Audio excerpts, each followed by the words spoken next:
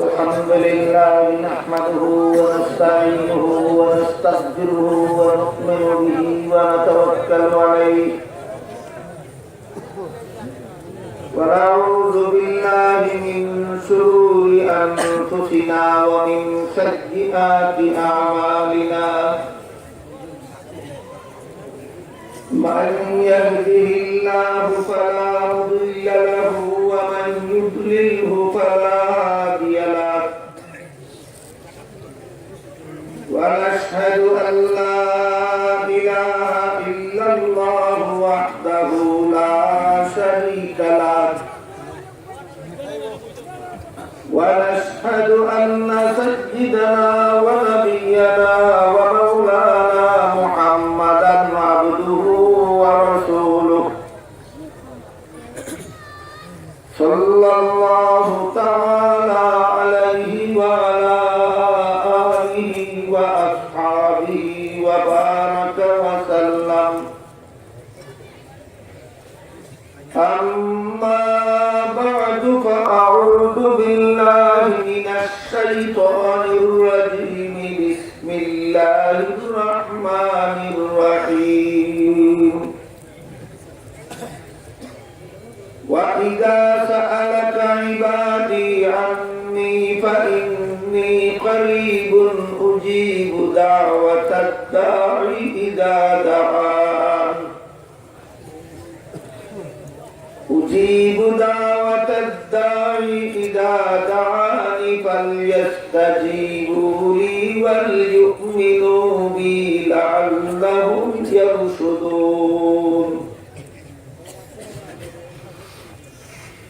وقال رسول الله صلى الله عليه وسلم إنكم لا تدعون أصم ولا غائبا أو كما قال عليه الصلاة والسلام. حضرات علماء کرام محترم হাজিরিন, আমি আশা করি আপনারা সবাই জানেন হযরত শেখ গাজী নগরী রাহমাতুল্লাহি আলাইহি এর স্মৃতি ধন্য গাজীনগর মাদ্রাসার বার্ষিক সম্মেলন উপলক্ষে আমরা এখানে সমবেত। এই জন্য মাদ্রাসা শিক্ষার দ্বারা দুনিয়ার জীবনে আমাদের কি উপকার, অনেক উপকার, এর মধ্যে একটা উপকারিতা আলোচনার উদ্দেশ্যে আমি আপনাদের সামনে পবিত্র কোরআনের এক আয়াত এবং হযরত রাসূল করিম সাল্লাল্লাহু আলাইহি ওয়াসাল্লামের এক সংক্ষিপ্ত হাদিস তিলাওয়াত করেছি। আয়াতে আল্লাহ বলেন, হে রাসূল করিম সাল্লাল্লাহু আলাইহি ওয়াসাল্লাম, আমার বান্দারা যখন আপনাকে জিজ্ঞাসা করে আমি কোথায় থাকি, একদল সাহাবায়ে কেরাম রাসূল করিম সাল্লাল্লাহু আলাইহি ওয়াসাল্লামকে জিজ্ঞাসা করেছিলেন, আল্লাহ কোথায় থাকেন? যদি আমাদের কাছে থাকেন তাহলে তো আস্তে মুনাজাত করলেও আল্লাহ শুনবেন, আর যদি আমাদের কাছ থেকে অনেক দূরে থাকেন তাহলে তো এমন চিৎকার দিয়ে আমাদের দোয়া করা দরকার যাতে আল্লাহ শুনতে পারে। কাজেই দোয়া আস্তে করবো না জুড়ে করবো সেটা নির্ভর করে এই কথা জানার উপর যে আল্লাহ কাছে থাকেন না দূরে থাকেন। এই প্রশ্নের জবাবে আল্লাহ আয়াত নাযিল করে বলেন, وَإِذَا سَأَلَكَ عِبَادِي عَنِّي فَإِنِّي قَرِيبٌ। আমার বান্দারা যখন আপনাকে এই ব্যাপারে জিজ্ঞেস করলো যে আমি কোথায় থাকি, কাছে থাকি না দূরে থাকি, আপনি তাদের জবাবে বলে দিন আমি সমস্ত বান্দাদের কাছে কাছে থাকি। উজিবু দাওয়াতাদ দাঈ ইযা দাআন। আমার কোন বান্দা যখন আমাকে ডাকে আমি সাথে সাথে জবাব দিই। আমি যে হাদিস তিলাওয়াত করেছি সে হাদিসে আল্লাহ রাসূল বলেন ইন্নাকুম লা তাদউনা আসাম্মা, যে কানে শুনে না, যে শুনে না এমন ব্যক্তিকে তোমরা ডাকছো না। আল্লাহকে যে ডাকছো আল্লাহ সদা সর্বদা শুনেন। ওয়ালা গায়বা, তোমরা যে আল্লাহকে ডাকছো সেই আল্লাহ অনুপস্থিত নন। অনুপস্থিত নন মানে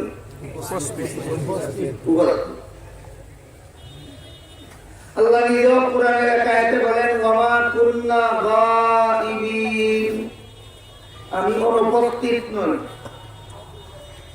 আল্লাহ অনুপস্থিত নন মানে কোথায়? সর্বত্র। কোথায়? সর্বত্র।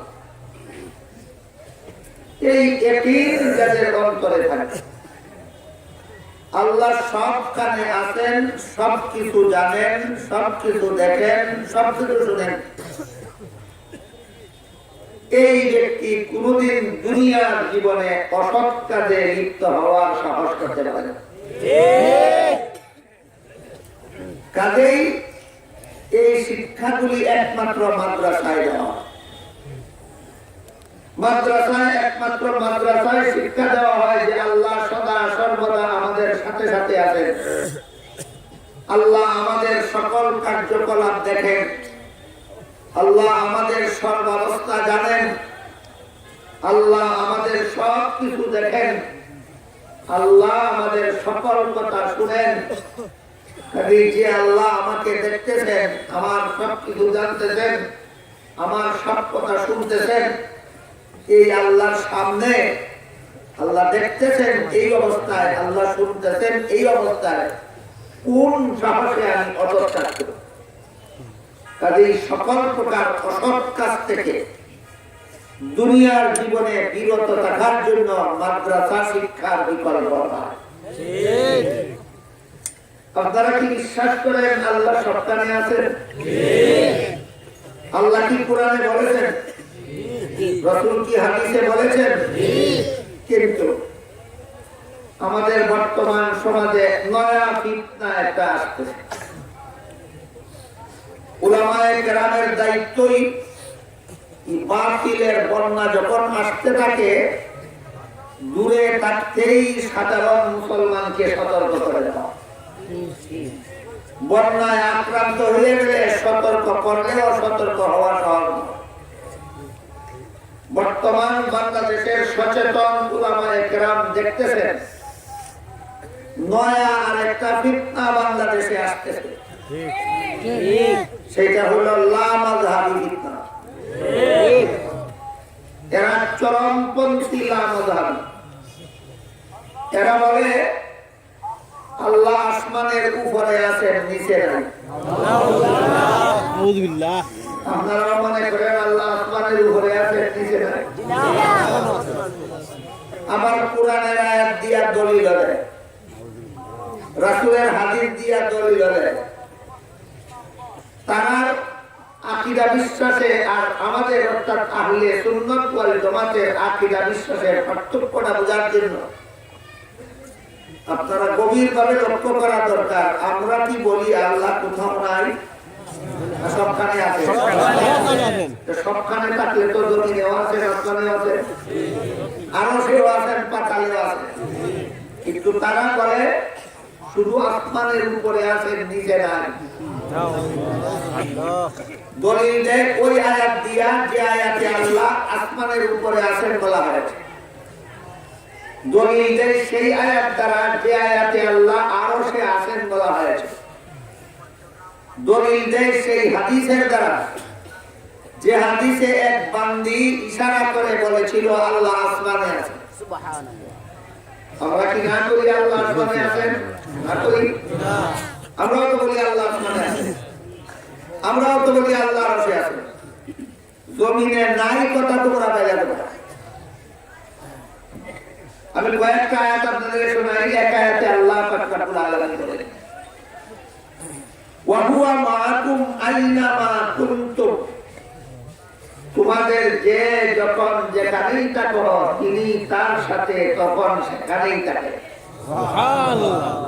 আপনারা শুধু আসমানের উপরেই থাকেন, সারা জীবন জমিনেই থাকে। আল্লাহ বলেন আপনারা যেখানেই থাকেন আল্লাহ সেখানেই থাকেন। শুধু আসমানের উপরে থাকেন, যে আয়াতে বলা হয়েছে আসমানের উপরে থাকেন সেই আয়াত মানলে, আর যে আয়াতে বলেছেন আমাদের সাথে থাকেন সেই আয়াত না মানলে কুরআন মান্য হইল না অমান্য হইল? অমান্য। আর আয়াতে আল্লাহ বলেন মা মিন নাজওয়া সালাসাতিন ইল্লা হুয়া রাবিউহুম ওয়ালা খামসাতিন ইল্লা হুয়া সাদিসুহুম ওয়ালা আদনা মিন যালিকা ওয়ালা আকসারা ইল্লা হুয়া মাআহুম। তোমাদের কোন তিন ব্যক্তি যদি চুপে চুপে কথা বলে আল্লাহ সেখানে চতুর্থ জন হিসাবে দেখেন। তোমাদের কোন পাঁচ ব্যক্তি যদি কানে কানে কথা বলে আল্লাহ ষষ্ঠ ব্যক্তি হিসাবে সেখানে দেখেন। তিনজন আর পাঁচজন উদাহরণ স্বরূপ বলা হলো। তাই আল্লাহ বলেন তিনজনের কম কোন লোক যদি একত্রে কথা বলে সেখানেও আল্লাহ দেখেন, পাঁচজনের বেশি ব্যক্তিরা যদি যেখানে কথা বলে সেখানেও আল্লাহ দেখেন। আল্লাহ কোথায় থাকেন না বলেছেন না সবখানে থাকেন বলেছেন। চরমপন্থী লামাদাবিরা বলে আল্লাহ আসমানের নিচে থাকেন না, শুধু আসমানের উপরে থাকেন। বলেন এদের কথা কুরআনের কথা এক না ভিন্ন? ভিন্ন। এরপরে আল্লাহ পাক রব্বুল আলামিন এর আয়াতে আরো পরিষ্কার ভাবে বলেন ওয়া মা কুননা গায়িবিন, আমি কোথাও অনুপস্থিত নই। কোথাও অনুপস্থিত না হলে উপস্থিত কোথায়? হ্যাঁ, সর্বত্র। আল্লাহ সর্বত্র বিরাজমান। তাহলে যে আয়াতে আল্লাহ বলেছেন আসমানের উপরে আছেন, যে আয়াতে আল্লাহ বলেছেন আরশের উপরে আছেন, সেই আয়াত মানলে, আর যেসব আয়াতে আল্লাহ বলেছেন সবখানেই আছেন, ওই সব আয়াত না মানলে কুরআন পরিপূর্ণভাবে মানা হয় না আংশিকভাবে অমান্য হয়? আল্লাহর কিতাব নিয়ে এমন দান্দালি, আল্লাহর কিতাব নিয়ে এমন মাতলামি যারা করে এদের ব্যাপারে আল্লাহ বলেন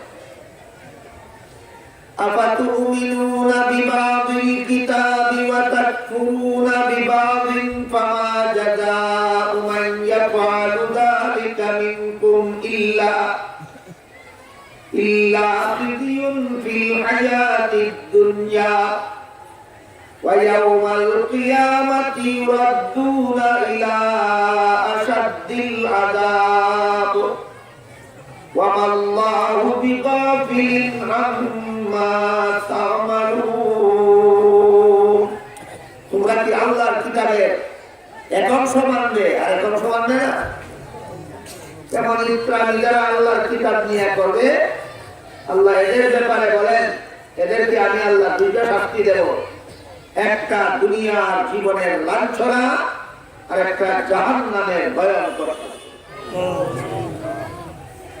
কাজেই এরা আসলে পরে আপনাদের সতর্ক হতে হবে না আসার আগের থেকে সতর্ক থাকতে হবে। এই একটা নতুন ফেতনা আমাদের দেশে আসতেছে, সচেতন আলেমগণ দূরের থেকে দেখতেছেন, আগের থেকে আপনাদের সতর্ক থাকতে হবে। আল্লাহ শুধু আসমানের উপরে থাকেন না, আল্লাহ শুধু আরশের উপরে থাকেন না, আল্লাহ জগতের সর্বত্র থাকেন। আল্লাহ জগতের সবখানেই থাকেন। একবার একলা মাযহাবী ইদানি এদের কিছু চেলা চামুন্ডা বাংলাদেশের বিভিন্ন এলাকায় প্রচার প্রপাগান্ডা শুরু করেন। এদের এক চেলা চামুন্ডা একদিন আমাকে ইদানি জিজ্ঞাসা করে, ভাই আল্লাহ যদি সবখানে থাকেন তাহলে তো টয়লেটের ভিতরেও থাকেন। আমি বললাম টয়লেটের ভিতরে থাকলে তোমার কি হয়? ভাই আমার কিছু হয় না, আল্লাহ তাআলা মাফ দিয়ে দেবে। নাউযুবিল্লাহ নাউযুবিল্লাহ।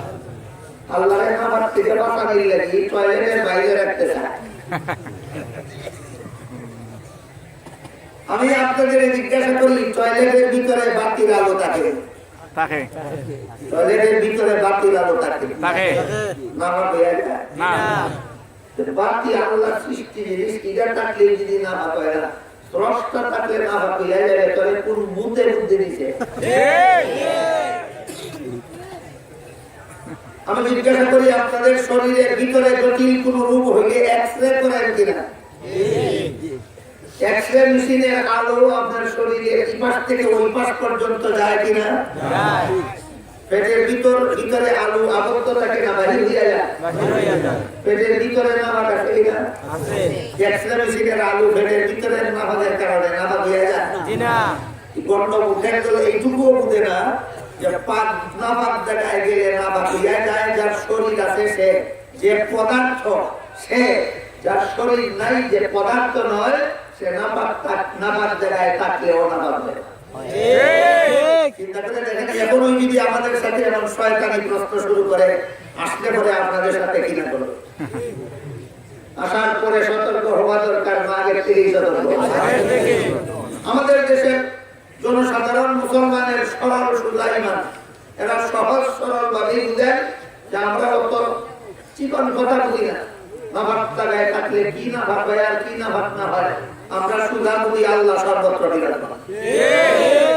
শুদ্ধ আল্লাহ সর্বত্র বিরাজমান আমাদের এই ইয়াকিন আমাদের এই আকীদা আমাদের এই বিশ্বাস আল্লাহ সবখানেই আছে কাজে আমি কোনখানে গিয়ে গুনার কাজ করতে সহজ করতে পারি এই আকীদা বিশ্বাস যাদের অন্তরে বদ্ধমূল থাকে যে আল্লাহ সবখানেই আছেন সে কোনখানে গিয়েই গুনার কাজে সাহস করতে পারে না এই ইয়াকিন যার যত মজবুত হবে সে গুনাহ থেকে তত বিরত থাকতে পারবে এবং এই শিক্ষা একমাত্র মাদ্রাসাতেই দেওয়া হয় এদের আরেকটা ফেতনাকুরির কথা বলি এরা বলে আপনারা যারা হানাফি মাযহাব মতে নামাজ পড়েন আপনাদের নামাজ রাসূলের হাদিস বিরোধী নামাজ এই নামাজ আল্লাহর কাছে কবুল হবে না নাউযুবিল্লাহ দেখেন কি প্রাণীর সীমানা আছে সেটা দেখেন হানাফি মাযহাবের ব্যাখ্যা মতে যারা নামাজ পড়ে এরা রাসূলের হাদিস বিরোধী নামাজ পড়ে এই জন্য এদের নামাজ আল্লাহর কাছে গ্রহণযোগ্য হবে না কি হাদিস হাদিস শরীফে আল্লাহ রাসূল সাল্লাল্লাহু আলাইহি ওয়াসাল্লাম বলেছেন লা সালাতা লিমান লাম ইয়াকরা বিফাতিহাতিল কিতাব যে ব্যক্তি নামাজ পড়ে নামাজে সূরাতুল ফাতিহা পড়বে না তার নামাজ হবে না এক হাদিসে আল্লাহ রাসূল বলেছেন হবে না আর এক হাদিসে আল্লাহ রাসূল বলেছেন পরিপূর্ণ হবে না আর এক হাদিসে আল্লাহ রাসূল বলেছেন মান কানা লাহু ইমামুন ফাকিরাতুল ইমামি লাহু কিরাতু ইমামের পিছনে যারা নামাজ পড়বে এদের পক্ষ থেকে সূরা কিরাত ইমামে পড়বে বাকি দুইটা হাদিস লুকাইয়া রাখে আর একটা হাদিস প্রচার করে বান্দর আর কারে করে বুঝতে পারলেন তো ব্যাপারটা যে হাদিসে রাসূল বলেছেন যে ইমামের পিছনে নামাজ পড়বে তার পক্ষ থেকে সূরা কিরাত ইমামে পড়বে এই হাদিস উল্লেখ করে না যে হাদিসে রাসূল বলেছেন যে সূরা ফাতিহা পড়বে না তার নামাজ পরিপূর্ণ হবে না সেটাও বলে না যে হাদিসে রাসূল বলেছেন যে সূরা ফাতিহা পড়বে না তার নামাজ হবে না এই হাদিসটা বলে বইলা আপনারা যারা হানাফি মাযহাবের ব্যাখ্যা মতে ইমামের পিছনে নামাজ পড়ার সময় সূরাতুল ফাতিহা পড়েন না তখন বলে আপনাদের নামাজ হাদিস বিরোধী নামাজ এই জন্য আপনাদের নামাজ আল্লাহর কাছে কবুল হবে না বলুন এই ব্যাপারে হাদিসে একটাই না অনেকগুলো সবগুলির সারমর্মই হানাফি মাযহাব সমস্ত হাদিসের সারমর্মই হানাফি মাযহাব যদি এরা কোনো সময় আপনাদেরকে কোনো সময় এদের সাথে সাক্ষাৎ দিয়া যায় আর আপনাদের কাউকে যদি কোনোদিন এই হাদিস দিয়া বলে যে আপনাদের নামাজ হাদিস বিরোধী নামাজ আপনারা এদের মুখ বরাবর বলে দিবেন তোরার নামাজ কোরআন বিরোধী নামাজ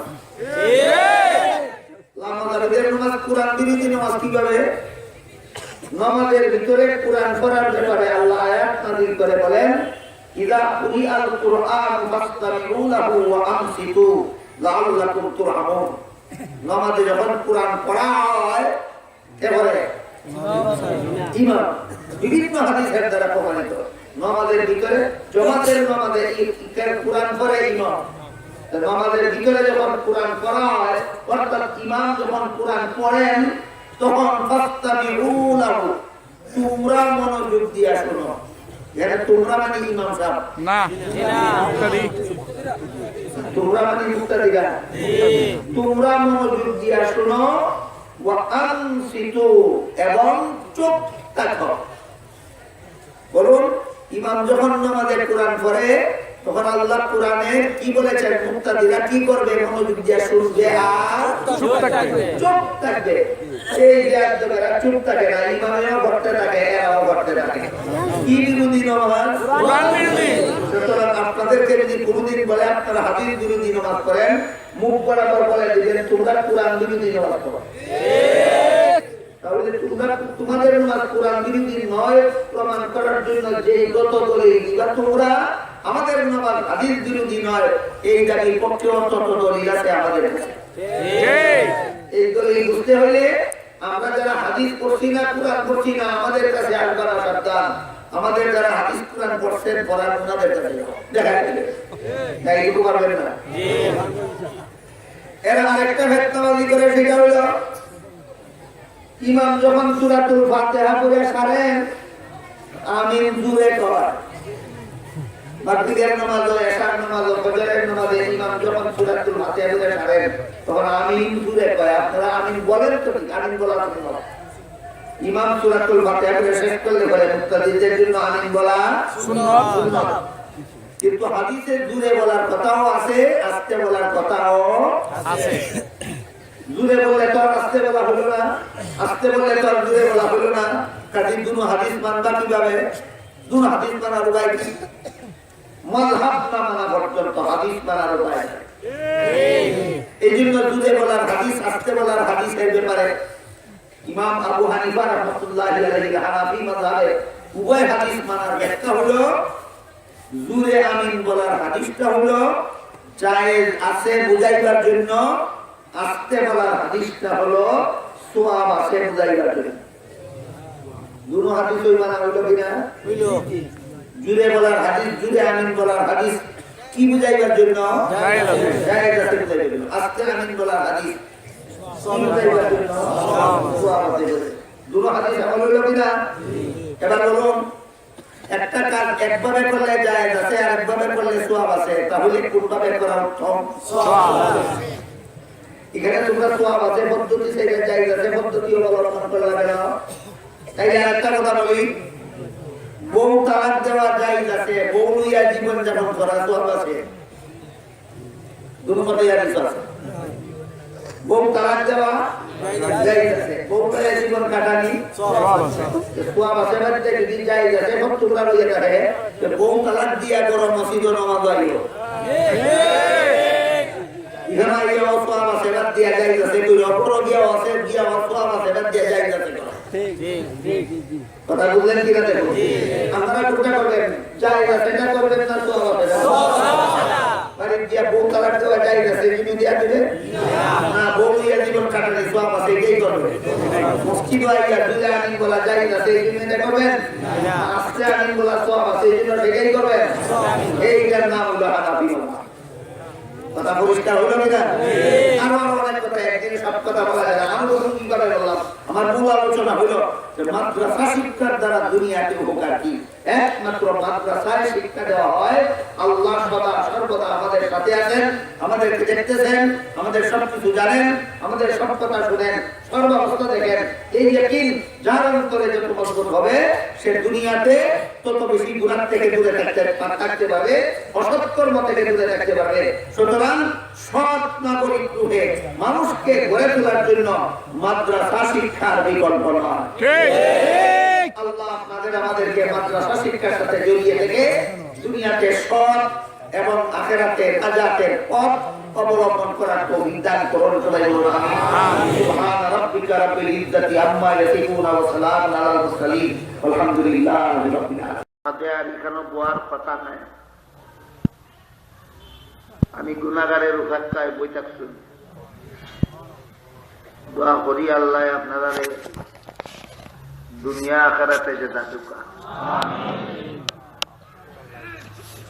বছরে বছরে এখানে ওই বালিকা মাদ্রাসার উদ্যোগেই চলতে হয়। মুসলমানের ছেলে মেয়েদেরকে জাহান্নাম থেকে রক্ষা করার দায়িত্ব আল্লাহ পাক রব্বুল আলামিন তার মা বাপের হাতে অর্পণ করেছেন। আল্লাহ ফরমায়, ইয়া আইয়ুহাল্লাযীনা আমানু কু আনফুসাকুম ওয়া আহলিকুম নারা। অর্থাৎ ও ঈমানদারগণ, তোমরা নিজেরাও জাহান্নাম থেকে বাঁচো আর বিবি বাচ্চারেও জাহান্নাম থেকে বাঁচাও। বাঁচার আর বাঁচানির উপায় কি? তাহা বাঁচার পথে চলো, বাঁচার পথে চালাও। নিজেরাও জাহান্নাম থেকে বাঁচার পথে চলো, বিবি বাচ্চারেও জাহান্নাম থেকে বাঁচার পথে চালাও। কিন্তু আমাদের সমাজের, বর্তমান সমাজের বেশিরভাগ মুসলমান নিজেদের ছেলে মেয়েদেরকে জাহান্নাম থেকে বাঁচার পথে চালাইতে হইলে তো কলেমা কালাম, উযু গোসল, নামাজ রোজা, পাক পাকি কাহি কাহি সারা জীবন ভর আমরা ইয়াদ রাখা দরকার যে কলেমা কালাম না শিখলে, উযু গোসল না শিখলে, পাক না শিখলে, নামাজ রোজা না শিখলে জাহান্নাম থেকে বাঁচার কোন পথ নাই। এটা না শিখলে জাহান্নাম থেকে বাঁচার কোন পথ নাই। কাজে আমার ছেলেরে, আমার মেয়েরে জাহান্নাম থেকে কিলাখান বাঁচাইতাম, এটা হিকাইয়া না না হিকাইয়া? কিন্তু আমাদের সমাজের বেশিরভাগ মুসলমান নিজের ছেলে মেয়েরে এটা হিকাইতে পারবি না। কিয়ামতের দিন ছেলে মেয়েরে কেন এটা হিকাইলা না, জাহান্নাম থেকে বাঁচার পথে চালাইলা না, আল্লাহর কাছে জবাব দেওয়া।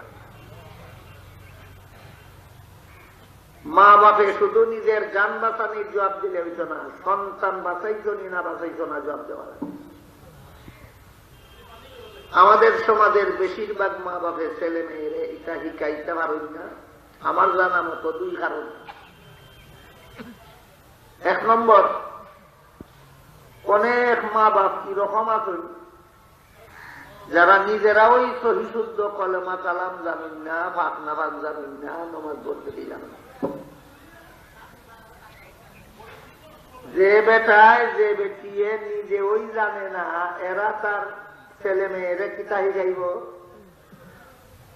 গেল একদল, এরা পারে না নিজেরা সন্তান যারে জাহান্নাম থেকে বাঁচার পথে চালায়। আরেক দল, এমন মা বাপও আমরা সমাজও আছেন যারা নিজেরা নমাজ রোজা করুন, কিন্তু ছেলে মেয়েরে নমাজি বানানির সুযোগ নাই সংসারের খামের ঝামেলার কারণে। সংসারের খামের ঝামেলার কারণে মা বাপ নমাজি ওইয়াও ছেলে মেয়েরে নমাজি বানানির সময় নাই। এই দুই কারণে আমরা দেশের বেশিরভাগ মুসলমান মা বাপ নিজেরা ছেলে মেয়েরারে জাহান্নাম থেকে বাঁচানির সুযোগ নেই। এর মাঝে ছেলে হইলে তো যখন বুঝদার হইব, ছেলে যখন বুঝবো যে জাহান্নাম থেকে বাঁচতে হইলে আমার নমাজ রোজা করা দরকার, ইবাদত বন্দেগী করা দরকার, পুরো খালো না শিক্ষা থাকলে বড় হইয়া বয়স্ক হইয়া বিয়া শাদী করার বাদেও তবলিগ গিয়া, সিল্লাত গিয়া, কাকরাই গিয়া, ইস্তেমাত গিয়া জাহান্নাম থেকে বাঁচার ব্যবস্থা করিলেই তো পারে।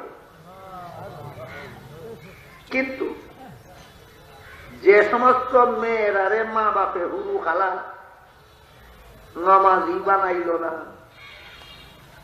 ই মেয়ে বড় হইয়া যাইবনি চিল্লা দেওয়ার নমাজি কাল লাগে, ই মেয়ের উপায় কিতা? আর কোন উপায় নাই একমাত্র বালিকা মাদ্রাসা ছাড়া। যে মা বাপে নিজেও পারে না, ছেলে মেয়েরে নিজের সংসারের ঝামেলার কারণে পারে না মেয়েরে নমাজি বানাইতে, অথবা নিজে না জানার কারণে যে মায়ে বাপে নিজের মেয়েরে নমাজি বানাইতে পারে না, খালি আইনা এখানে ভর্তি করিয়া দিলে গিয়ে বাকি দায়িত্ব তার এক কথায় মেয়েরারে জাহান্নাম থেকে বাঁচানোর যে দায়িত্ব মার বাপের উপরে আছিল, এই দায়িত্ব বালিকা মাদ্রাসায় লই দিচ্ছে। এই দায়িত্ব বালিকা মাদ্রাসায়